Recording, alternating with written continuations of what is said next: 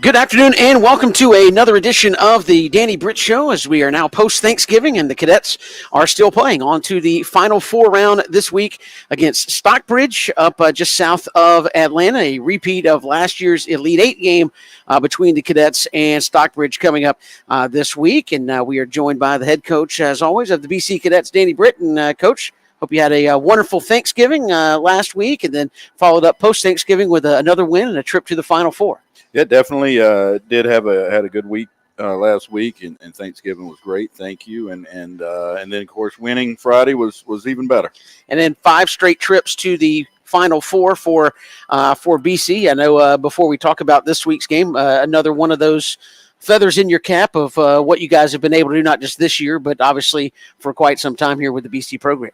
Yeah, definitely. That's part of what we want to do is be consistent and, have a program that's consistent. Even you graduate really good guys, you have guys in the system. And, that's a testament to a lot of different situations. That's a testament to the school. That's a testament to the coaching staff, to the people, to the parents that, some of them, if they were other places, would be playing a lot earlier and they have to wait their turn here at Benedictine. But we feel like it's worth it.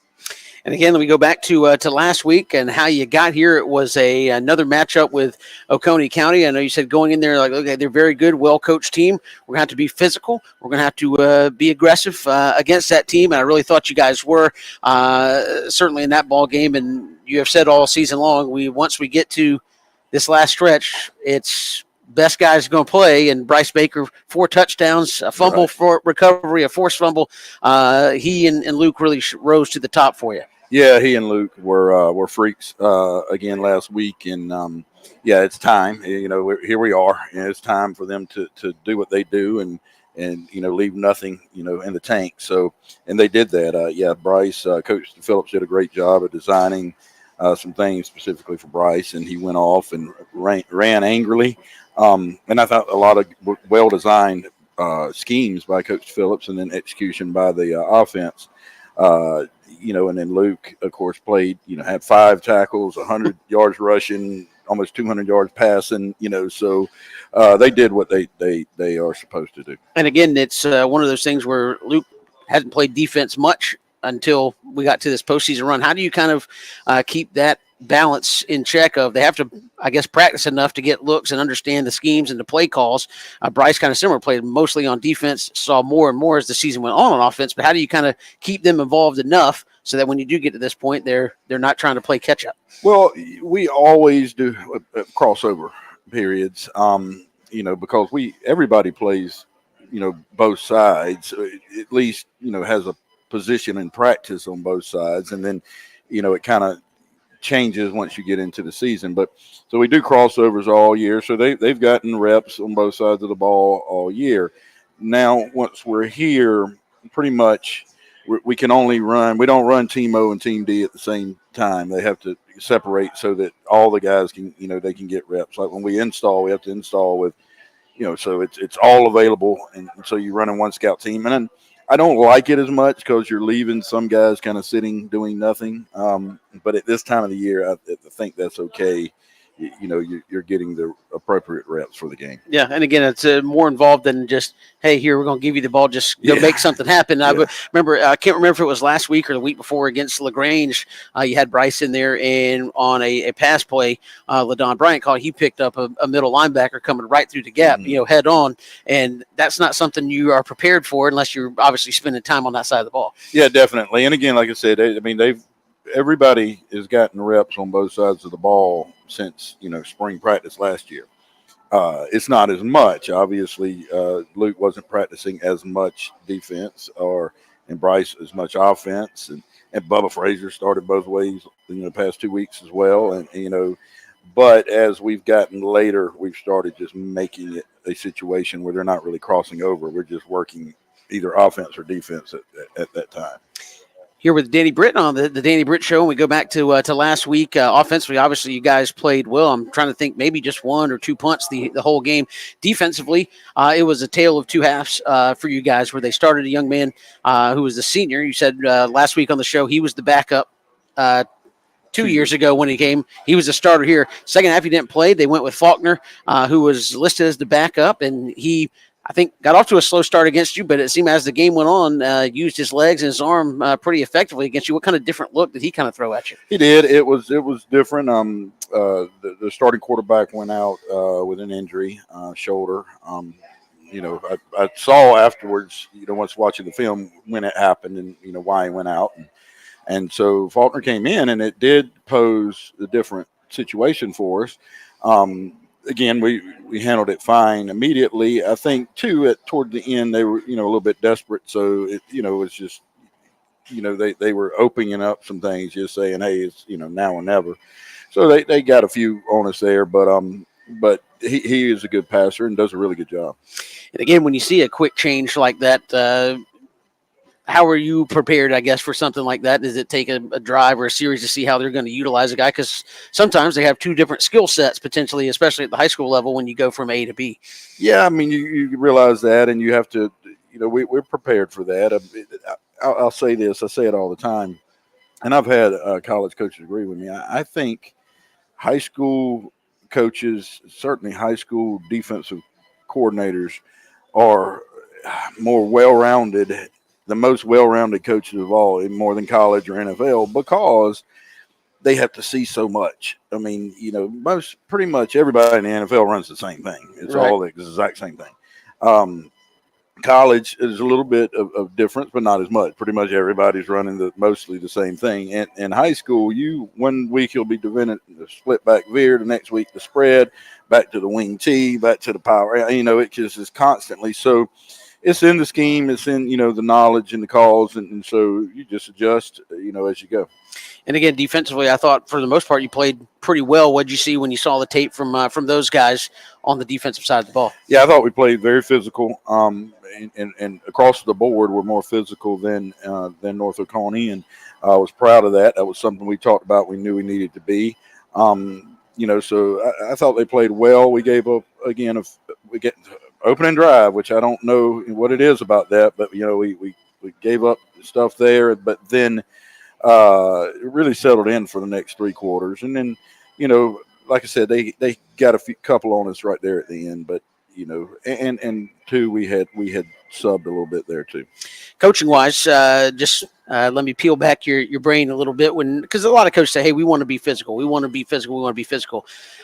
You may not know if you're the more physical team till game time rolls around, right? I mean, so how do you kind of gauge that and kind of see if you're winning the way you need to be winning some of those things as terms of the physical? Because every coach, I'm sure on the other side, he was saying, hey, we need to go be physical too.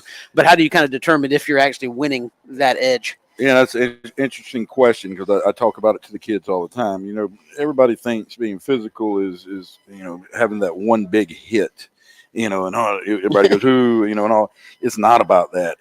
That you want those, and that's right. fun. But no, it's about play after play after play, being physically driving people, and then when you're blocking them, driving through them and driving them into the ground. It's moving people, and it's doing it, running physically, lowering your shoulder. The entire team being physical on special teams.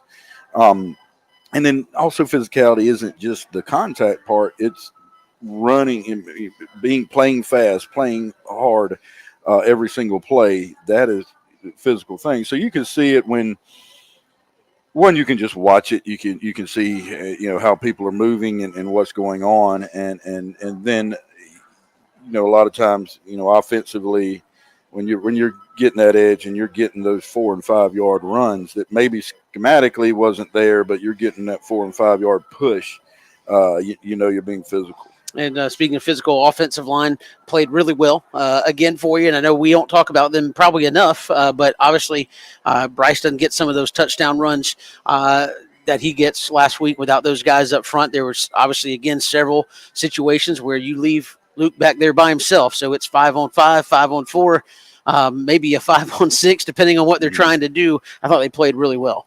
They did. I thought they did a really good job. Talon Waddell was our team me player, which is typically an offensive lineman, and felt like he had a really good game. He had 6 hit men, which he's always proud of. But no, I thought offensive line played really well. There was a lot of times Luke sat back there probably longer than he should, and had plenty of time. So they did a good job. And then again, when we transit, going into the running game, and they were moving people, and the entire, you could see, that's what you want to see. You want to see that line of scrimmage shift.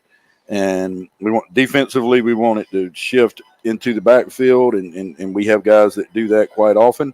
And offensively, you want to see it shift back toward the linebackers, and that was happening on the run game. And again, those guys up front, again, if you want to speak to those five specifically, have probably go unnoticed with all the talent around, but again, they're largely getting it done week in and week out. I can't remember a game where you came to me on Thursday and said, we just, we won, but we didn't play good up front. It's like that's right. Been, you just check it, and it's one of those boxes that gets checked pretty much every week. Both the O and D line have played, the fronts have played really well, and proud of them. But offensively, Cole Walker's our left tackle, senior, just picked up a PWO by East Carolina yesterday, and so excited for him. And he's had a good year for us. He's also our snapper. Ralph Scroggins, third brother, is a left guard and has had a really good year for us. Moves well, plays in space well. Lawrence Rivers is our center, again for the third year in a row, and just really has done a physically good job. He, North Oconee last week was making some calls, mimicking our calls, which I told the officials about, but they did not call it, and it kind of got him off guard a little bit there, and he had a few penalties, but he has done a good job for us. Talon Waddell, who I mentioned earlier, really played well, had 6 hit men, and then of course Jacoby Ward is our right tackle, who's got offers from everybody.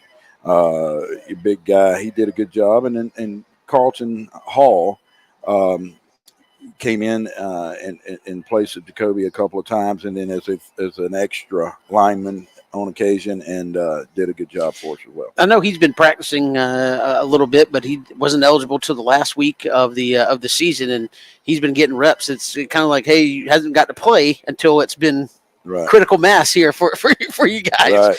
So talk about how difficult that is to just kind of sit back and know, hey, like I can't play this week, Kind of like being injured without being injured in some respects. Yeah, he transferred from Jenkins, and we were not able to get his eligibility, so he had to wait until 365 days had passed. And big guy, so he was serving scout team and doing working hard, but not getting the opportunity on Friday night. I know that was hard for him, and I thought he handled it really well. And then when his opportunity came, it was actually good. He was actually eligible in the last game of the year against Islands, and played a lot there, which was good. Kind of get him accustomed to it, and then of course he was thrown into the fire there in the playoffs. So he's done a good job and worked hard, and he's a sophomore kid who has SEC offers already, and 6'4", 300-pounder that. It's nice to have those. Absolutely. Love to never have too many of those guys. We'll come back. We'll look ahead to the Final Four, which is coming up this week. We're live at Bowtie Barbecue off of Eisenhower and Waters. Every Thursday at noon, we're right here talking with Coach Danny Britt. We'll come back and get ready for the Final Four matchup tomorrow against Stockbridge right here from Bowtie Barbecue. Bowtie Barbecue has always been a work of passion. It takes time, skill, and a blend of perfect temperature, wood, smoke, and meats. We just took it up a notch. Taste the passion. Bowtie Barbecue, 6724 Waters Avenue, Savannah. And welcome back here to Bowtie Barbecue as we get ready to look ahead to Stockbridge and go over the scouting report here with Coach Britt. Scouting report brought to you by Abel's Iannone Moore and Associates, Coach. Yes, sir. This week we'll take a team effort, and a team effort is what you get with Abel's Iannone Moore and Associates. They work with your specific needs, a personal situation to give you an unbiased game plan. Contact Abel's Iannone Moore and Associates today. And against Stockbridge, a team you played last year. I feel like we've had a lot of these stories this year with non-region, where, again, kind of a payback from last year. North Oconee, you beat twice in the same year a couple years ago. That was a kind of rematch game, and this is another rematch game from the what would have been last round a year ago up in Stockbridge. Right. What do you see from them 300, a little more than a year later? Yeah, again, very good football team. They have a good program, and coach does things right, Coach Clark, and athletic team that really gave us some trouble last year. We had to end up just being more physical than them, and hopefully we can do that again. But they have good athletes. Defensively, again, very athletic and can move. Offensively, a good size offensive line. One civic guard back that does a really good job for them, and then quarterback and running back. Now the running back is committed to NC State, has 35 touchdowns this year, and he had been injured a lot last year, so he kind of just come back for the playoffs, I believe, last year. But he's a very good football player. And again, a team that I think conceptually, not in the way they do it, but conceptually want to do some of the same things you guys do, which is they have a running back who they can feature, and then they want to spread the ball out to as many different guys in space to let them do what they do. Yeah, different, like I said, different scheme, but the same kind of mindset. They're going to, they want to be physical and run the football with Duke is what they call him, and do that with him. But then they spread it around. They have a number of athletes. Quarterback does a good job. He's a lefty, a bigger lefty kid that can move the pocket and do good things. But they spread it out to their athletes. And then offensively, how much from high school? I guess with the same coaches, it could be similar. But with your personnel change, how much this year do they look like what you saw last year? It's very similar. I mean, it is very similar, and I'm sure they're saying the same thing about us. That's what good programs. You're not going to change too very much year to year. So no, it looks pretty much the same. With the run pass ratio is right at 62% run. But they can throw it and they can beat you deep and can do a number of different things. Defensively, what are they going to throw at you? They're a 4-man front. Typically, now of course, in certain formations that we throw a lot of formations at you, they'll be in a 5-3 look against your basic wing T look and that sort of thing, and then play a lot of cover one in the secondary, a lot of man-to-man in the secondary, and looks like cover 3 sometimes, but it's really man, and then we'll play some 3 as well, they're going to throw a number of different looks at you, and again, we just have to be able to handle that. I was going to say, it seems like with a lot of men, if you can win some one-on-one battles, some chances to make some plays. It will. Now, the thing about playing man, that is true. You can make some plays and win those battles, but then that usually gives them an extra man to bring Right. Bring pressure. So we're going to have a good game all around.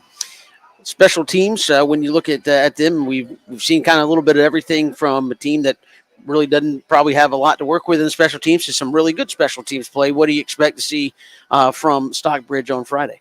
So in the special teams department, they have a lot of athletes, which means they have really good cover guys and return guys. So to do a good job, we're definitely got to win that battle. Got to make sure, that we're taking care of that. We will get a chance to return the ball because he doesn't kick it in the end zone. He's not a touchback type guy, so we should get a chance there. Get a chance to do a good thing and punt because it's not a great punter. So we got to take advantage of that. And last week, we missed some things that we've got to get corrected, and we've worked on that all week. I was going to say, they typically didn't see a lot of kicks in the end zone from Connor last week. Was that just one of those things, or is that something you'll have to kind of go back and see if it was something mechanically happening that just wasn't kind of getting the same drive on the ball? It was mechanical, and he has Coach Parker does a good job of working with him, and he also has a kicking coach, and they had gotten together Sunday and realized that he was leaving his hips open, and that's why it wasn't driving, and it was actually going, way to the right, because I like to kick that thing in a specific area. So we got to do a better job of that. And again, obviously, games can change You guys have done that a number of times on a miscue on special teams, and you go to Stockbridge again. It was a great environment last year, I thought, to play a football game. Obviously, the first time you have to go on the road in quite some time. I want to say this will be the first time in 5 weeks you've had to go on the road. What kind of atmosphere are you expecting there tomorrow night? Yeah, we got a big crowd going, I believe. I know we got 2 buses apparently mostly full going up there, and there should be a big crowd there. And I would think, they didn't have a big crowd last year as I thought they would, for a quarterfinal game. But I feel like it'll be a good environment, and excited. And right now it's supposed to be drizzling rain and a little chilly. So hey, that's we're used to that, man. We played in the rain enough it just is what it is. As I say, that's November weather, but if you get to win, then this year you don't have to worry about drizzle and fog and haze and everything else. You'll be inside at Mercedes-Benz. Right. Yep. So that's we go take care of business, and we won't have to worry about that aspect anyway. Again, it'd be a fun experience. No pressure. I want to go. So I hear you. But you get to this point, and again, as we've talked now, you're right there on the doorstep of getting there again. If you can get by this week, does it kick up another notch from your kids in practice this week, or has this just been a bunch that's like it's the next obstacle in the way? No, I think it has dialed in the focus.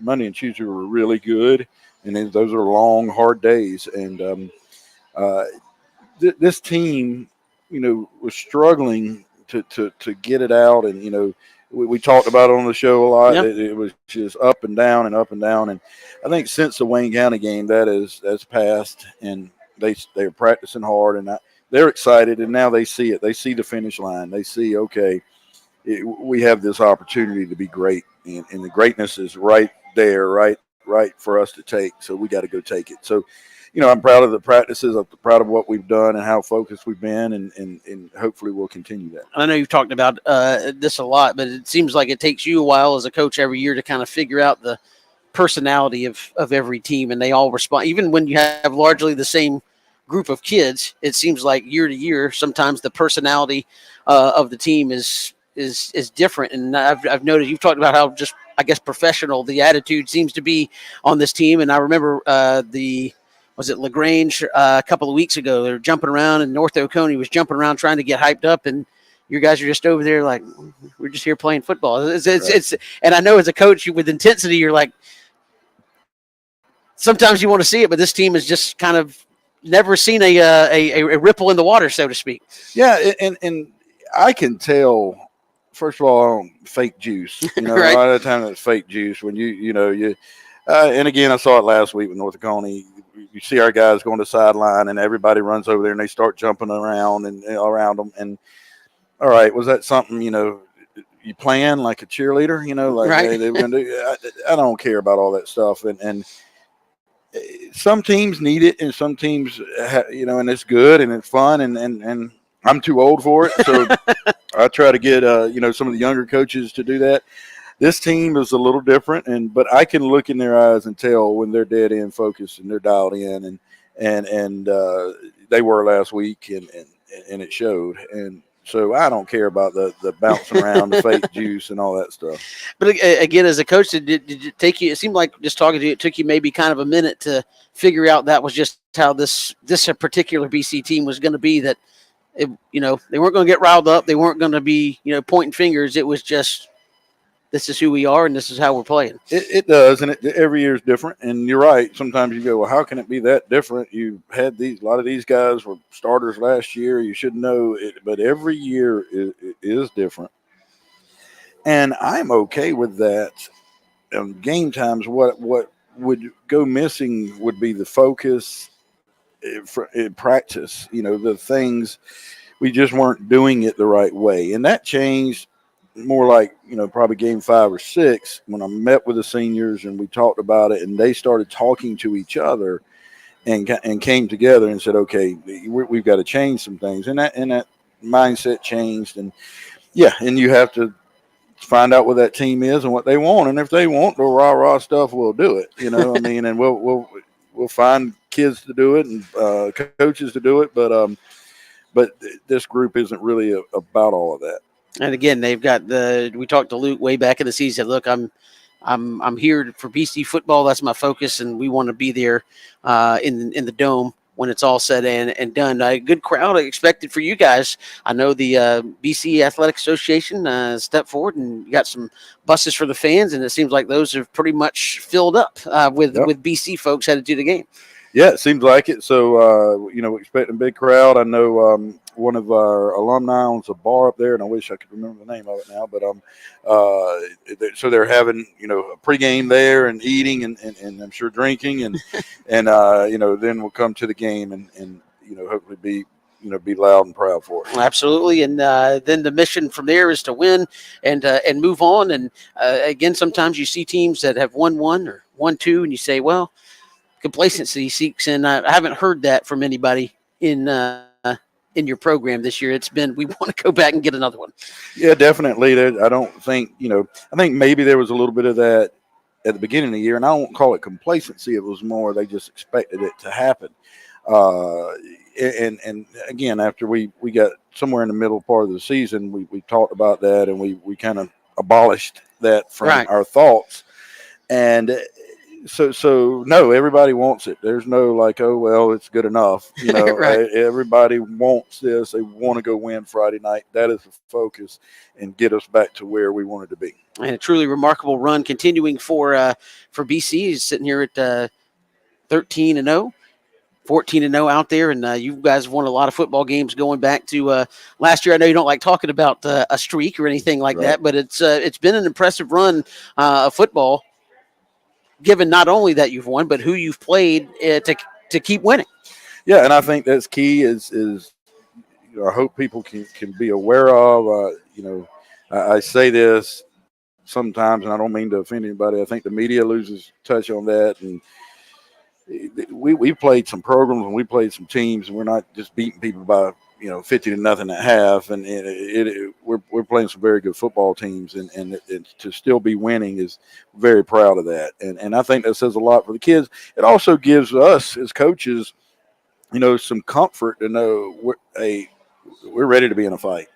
We've done it over and over and over again. There's no reason to think we can't make it happen, and I'm going to actually talk to the team today about enjoying that, the fact that as much as we're dialed in and focused about going 14-0, and that will get us to the spot we want to be, to enjoy where we're at and what we've done and be proud of that. I was going to say, a lot of kids on this team have had opportunities to do a lot of things unique to this program. You've been to Florida to play a game, been to Charlotte to play a game. You've played state championship games at the college level. Obviously, get to another one. You'll be in Mercedes-Benz where the Falcons. I mean, you've had a lot of experiences with this team that is kind of extraordinary for a high school athlete here. It really is, and I want them to be aware of that. I think it has become, I guess complacent, it would be the term, and on that, but realize how we do things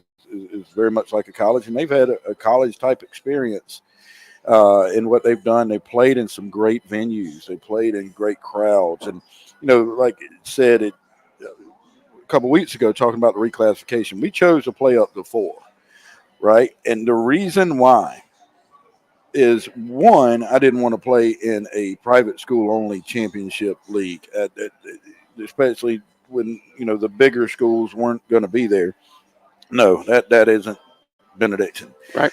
2, I want to be, in Ware County, that environment when Ware County was running out and our kids were running out in that environment, that type of competition. That's what we want. That's what we're looking for. And boy, did we bite off more than we could chew. We got Warner Robbins. I was going to say one of your future region mates is on the other side of the bracket. I know, and it looks like they'll get there. So yeah, I mean that region next year will be unbelievable. You're going to have the 5A state champion for 3 straight years, right? Didn't Warner Robbins win it in 2 years? I believe they at least 2. I know. So they won it 2, then Ware won it by beating Warner Robbins, right? So you have that, and then you're going to have us, who's won a number of state championships, and then Perry, and look how good they are. And it's not like Wayne and New Hampstead or shabby at all. So I mean, that's a really, really good region. And, you know, uh, we'll talk more in depth about That's this right. later, but I do want to say, you know, some people say, well, you know, why did you go up to 4A, or you're running from Calvary? That's the most ignorant statement I've ever heard in my life when you look at where we're at. Right. And we have all of our reasons for that. You ran to a wrong spot if that was the. Yeah, I know, right? You don't. Yeah, we're running to multiple monsters here. There you go. But that's the type of competition we want. Well, Coach, you're going to have great competition tomorrow night at Stockbridge. We'll be on the road with you guys for the bus ride up, and then we'll have the game for you at 7:30 tomorrow night right here on WatchBCSports.com with a trip to the state championship on the line. Again, I want to thank Bowtie Barbecue for having us out here for the Danny Britt Show once again. Stop by and visit those great folks for your pregame meal. If you want to take some on the road tomorrow before you head up to Stockbridge, great place to stop and get you a meal as well. Bowtie Barbecue on Waters just before Eisenhower here. Thanks to Coach Danny Britt, and we will see you tomorrow for BC and Stockbridge right here on WatchBCSports.com.